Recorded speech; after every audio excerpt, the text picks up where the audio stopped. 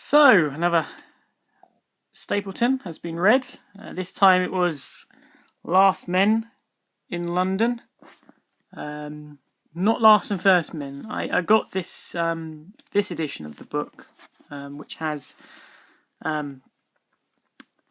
basically their companion works to each other, although Last Men in London is often referred to as a sequel, but they're actually more companion pieces that complement each other. And in this edition, they're just collected together as one volume.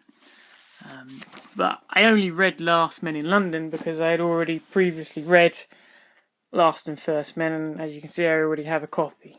But I invested in this one on eBay because I actually like the cover. I thought that's a nice minimalist,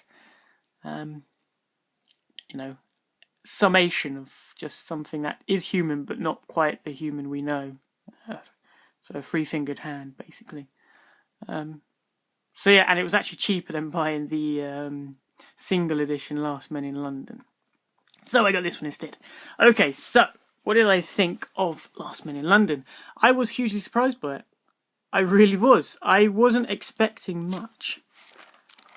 And I think the main reason is because Last and First Men is astounding. It's a projected history of the human race, and it spans over 2 billion, I can't remember. It spans a very large timescale, and if you're not stunned by it after reading it, then sanity helps you. But Last Men in London, I'd always been led to believe was basically an excuse for Stapleton to get his views on the First World War down, because he was a conscientious objector. He didn't fight, but he served in as an ambulance man during the war. And with Last Men in London, as with Last and First Men, it's told from the point of view of a being who comes from the last race of human beings, far off in the future, who is projecting their consciousness back into our contemporary times in order to tell us the story of the projected history of the human race as it does in Last and First Men. And then in Last Men in London, this same cognitive explorer, if you like, time traveller, projects himself into the mind of a single individual and basically lives out that person's life in symbiosis for research and just to understand what the first men, in other words us, were like, and what our day-to-day lives were like, and the reasoning for the coming of the First World War, the motivations behind it, the psychology of the people who fought in it, and the aftermath of it. And Last Men in London is like, as with many writers, poets, artists who came out of the First World War, it's really an attempt by Stapleton to come to terms with what the First World War was, why it happened.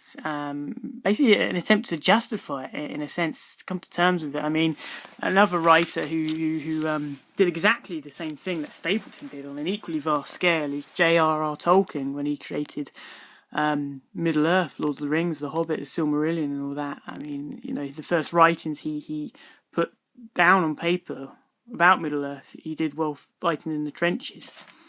And if you read Lord of the Rings, it's clear to see that is someone trying to come to terms with what is war, why we go to war, why there is good and evil. And it's exactly the same with this, although Stapleton, being Stapleton, does it on a vastly more mind-expanding scale, and ultimately presents a view that is completely unhuman, in the sense that it's unhuman and human that we wouldn't understand it as being human. It's human in the sense that it's told from the viewpoint of someone who lives millions of years in our future and has evolved beyond our prejudices and base nature, so to speak. But okay, so I'll get back to the point. When that's the setup for the book, and I thought it was literally going to be a case of the future explorer jumping back into our times, inhabiting the body of Paul, the main character, and then disappearing from the story. And I honestly thought it was going to be less science fiction. It was going to start out as science fiction in the first couple of chapters, and then would shift to just being a basic personal reflection by Stapleton via this character of Paul, who is quite clearly a close approximation of Stapleton and his life and his views and his beliefs. But it wasn't. It was that, but it wasn't just that, because I was astounded by it. Because while we're going through Paul's life and getting Stapleton's views via Paul, we're equally getting an expanded viewpoint from the future explorer. It is a symbiosis. It's not just about Paul. It's equally about the future explorer, him thinking about his life back on Neptune and in the far future, and in relation to Paul's life. And it's like that throughout the entire novel. And and I think it's definitely a much stronger book for that. And I think it's equally as good as Last and First Men, precisely because of that. It's an equal companion piece. I was hugely surprised by it, hugely surprised. And ultimately, it does diverge at certain points. It can be a bit tedious, because it does diverge away from Paul. I think the biggest divergence, and again, this goes back to what I was saying about Stapleton trying to come to terms with why the war happened, is the explorer basically jumps back right through our history, pre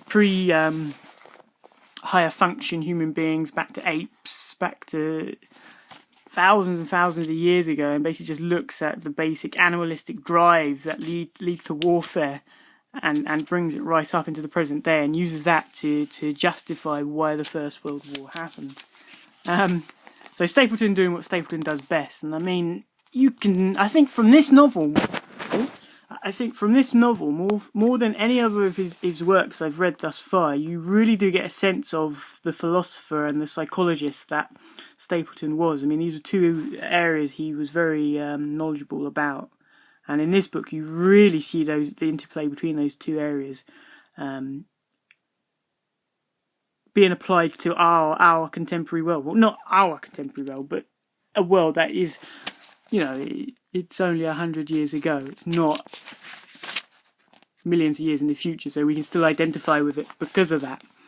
And I mean, it's really Stapleton bringing all these far-reaching, mind-expanding ideas and applying them to the everyday. And I think that's a huge achievement of the book and of Stapleton's career, really. And I think Last Men in London is a hugely underrated book, and I'd actually be all for them publishing a new up-to-date edition like this one, but packaged together with Last Men in London, because reading Last and First Men, it feels like a complete work, and it very much is, but it's not until you read Last Men in London that you realise how much it's really missing. And what it's really missing is the viewpoint of us, of the first men, of our psychology, because ultimately we are first men reading about the future races of the human race. So I'd like to see a new companion piece published, but that's neither here nor there. So basically, Last and First Men, Last Men in London. If you haven't read it and you're a Stapleton fan, read it. You will be astounded, surprised, and hugely pleased that you did. Hugely underrated. I don't think it's appreciated as much as it should be, and ultimately, it does get a bit tedious at times, but Stapleton's writings are very scarce, so enjoy it while you've got it, basically. Highly recommend it.